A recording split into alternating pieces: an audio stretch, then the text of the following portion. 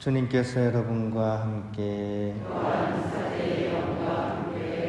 루카가 전한 거룩한 복음입니다.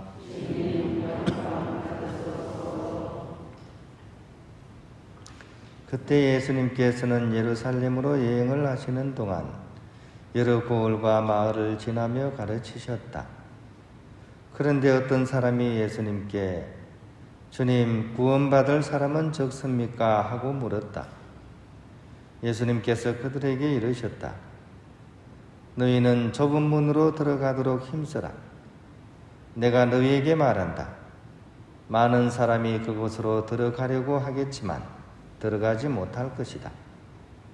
집주인이 일어나 문을 닫아버리면 너희가 밖에 서서 주님 문을 열어주십시오 하며 문을 두드리기 시작하여도 그는 너희가 어디에서 온 사람들인지 나는 모른다 하고 대답할 것이다. 그러면 너희는 이렇게 말하기 시작할 것이다. 저희는 주님 앞에서 먹고 마셨고 주님께서는 저희가 사는 길거리에서 가르치셨습니다. 그러나 집주인은 너희가 어디에서 온 사람들인지 나는 모른다. 모두 내게서 물러가라. 불의를 일삼는 자들아 하고 너희에게 말할 것이다. 너희는 아브라함과 이삭과 야곱과 모든 예언자가 하느님의 나라 안에 있는데 너희만 밖으로 쫓겨나 있는 것을 보게 되면 거기에서 울며 이를 갈 것이다. 그러나 동쪽과 서쪽, 북쪽과 남쪽에서 사람들이 와 하느님 나라의 잔치상에 자리 잡을 것이다. 보라, 지금은 꼴찌지만 첫째가 되는 이들이 있고 지금은 첫째지만 꼴찌가 되는 이들이 있을 것이다. 주님의 말씀입니다. 딸입니다. 그래도 이제 새벽이나 아침에 날씨는 선선해서 이렇게 한결 지니기가 좋은 것 같습니다.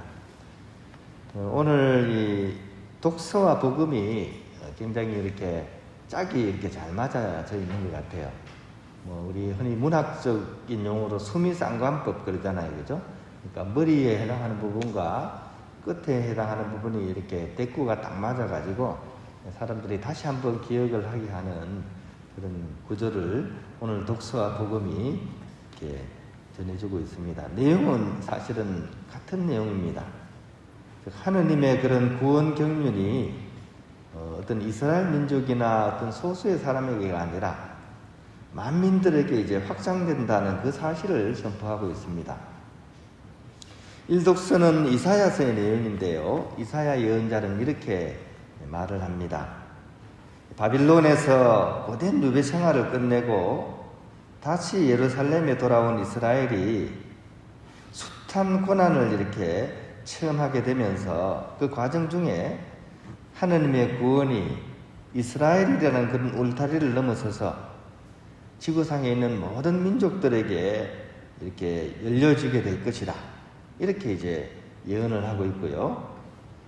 그러면서 특히 이제 몇 가지 민족의 이름이 등장을 합니다. 타르시스, 그 다음에 푹과 루드, 투발, 야완, 이런, 근데 이 타르시스라는 것은 이제 지금의 스페인 쪽이라고 이렇게 보면 되기 때문에 서쪽의 끝을 의미합니다. 푹과 루드는 아프리카 남쪽 끝을 얘기합니다. 그러니까 남쪽이죠. 투발은 이제 흑해 주변, 북쪽의 끝을 얘기합니다. 그리고 야완은 동쪽의 끝을 얘기합니다. 그러니까 동서남북을 얘기하는 거죠. 그러니까 이렇게 사방팔방 모든 민족들에게 이 구원의 길이 열릴 것이다. 이런 의미를 지니고 있는 거죠. 오늘 복음도 이제 예수님께서 마지막 부분에 그죠? 비슷한 내용을 말씀하시죠. 동쪽과 서쪽, 북쪽과 남쪽에서 사람들이 와서 하느님 나라의 잔치상에 자리 잡을 것이다.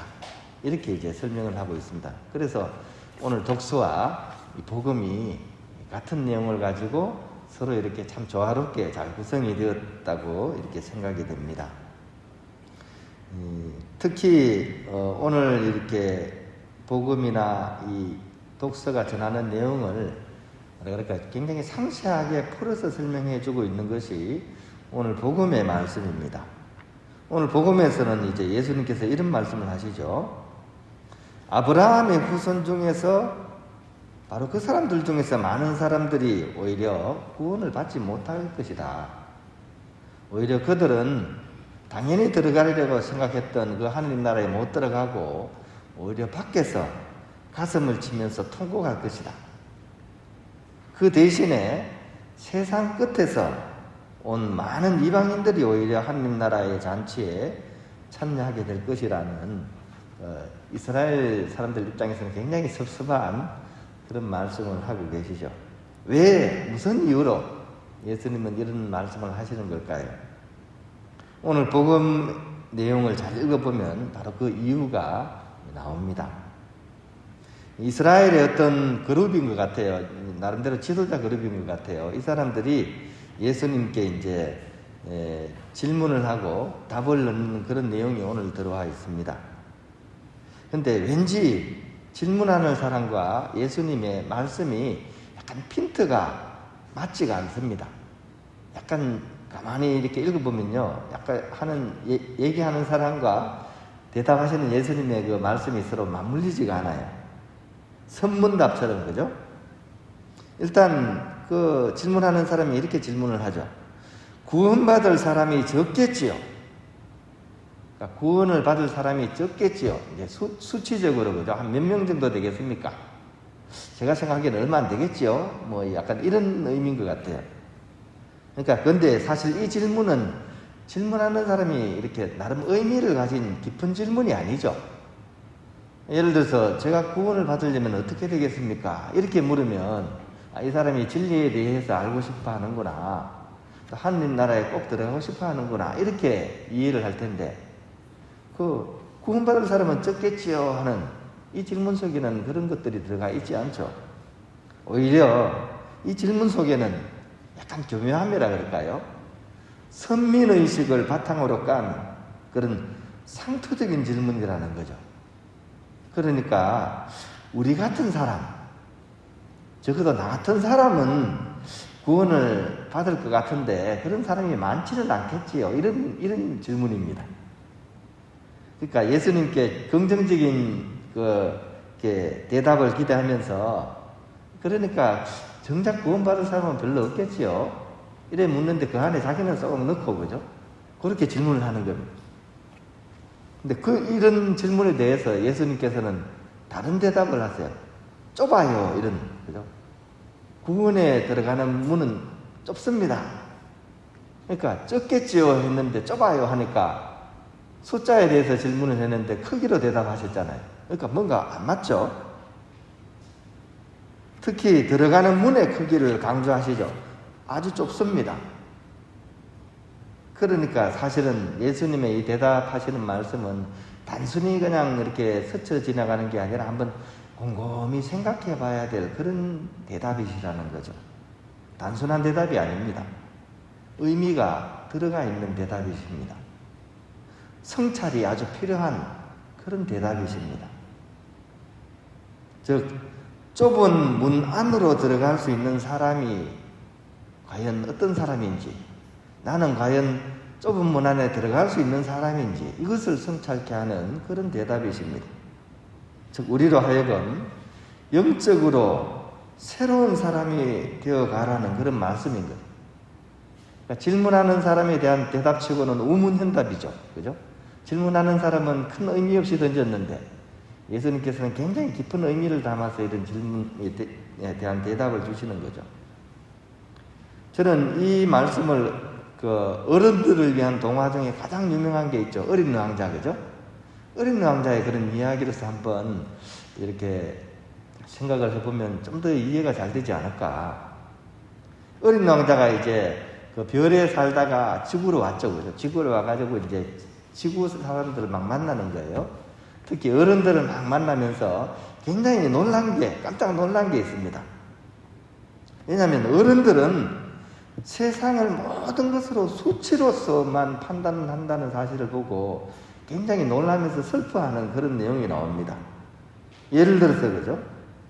친구의 집에 다녀온 아이를 보고, 그죠? 아이가 이렇게 친구 집에 다녀왔어요. 그러면 이제 그 집에 대해서 물을 때 그 집에 어떤 나무와 풀이 자라고 어떤 사람들이 살고 있고 그 집에 엄마는 어떻게 대해주고 또 그 집에서는 어떤 이렇게 분위기가 흐르는지 이런 것에 대해서는 결코 질문을 하지 않는다는 거죠. 관심이 없는 거죠. 다녀온 친구 집이 얼마짜리 집이냐 이걸로서 그 집을 다 판단한다는 거죠. 그 집은 50평에 20억 정도의 집이라고 얘기하면 이제 좋은 집에 사는구나, 그 집 좋은 집이네 이렇게 얘기를 한다는 거죠. 근데 이런 사람은 오늘 복음을 견주어서 볼 때 사랑과 행복의 나라인 하느님 나라에 들어갈 준비가 안 된 사람이에요. 그리고 이 사람의 모습은 닮아 있죠. 누구를 닮아 있습니까? 수치에 빠져서 살아가는 우리를 닮아 있죠. 그죠? 우리도 똑같습니다. 그죠? 그 수치에 빠져서 살아갑니다. 물론 수치가 이 자본주의 사회에서 수치가 중요하지 않은 건 아니에요. 근데 본질은 아니지 않습니까? 그죠? 얼마짜리 집에 어떻게 산다가 가족들이 어떻게 화목하게 사랑하며 사는 것보다 더 중요한 문제는 아니잖아요. 근데 우리는 반대로 그렇게 생각하면서 살아가고 있죠. 그런 의미에서 우리가 정말 하느님 나라를 가거나 또 우리가 살아가는 이 삶 속에서 하느님 나라를 발견하기 위해서는 더 야들야들해져야 되고 더 겸손해져야 되고 더 작아져야 된다는 거죠. 그렇게 해야만 이 좁은 문 안으로 우리가 들어갈 수 있다는 것입니다. 그런 의미에서 우리는 오늘 복음을 읽으면서 이 하느님 나라에 들어갈 준비를 다시 해야 되겠다. 그런 생각을 해보게 되면서 다음과 같은 준비가 필요할 것이라는 생각이 듭니다. 첫 번째로 영적으로 우리는 다이어트를 해야 됩니다. 몸의 살만 열심히 빼는 게 아니라 영적으로 우리는 작아지고 날씬해져야 됩니다. 왜냐하면 그 어느 시대보다도 강력한 물질과 몸의 시대를 우리가 살아가고 있기 때문입니다. 다 물질과 돈으로서 그죠? 모든 것을 체환해서 살아가고 있지 않습니까? 그러다 보니까 인간은 영육의 존재인데 그 영과 육의 균형을 잃어버리고 나와 우리 가족과 또 우리 모두와 지구 전체가 동맥경화와 당뇨와 통풍에 빠져버린 그런 상황이 되어버렸습니다. 지금은 회복 불능의 상태로 지금 진입하고 있죠. 그죠?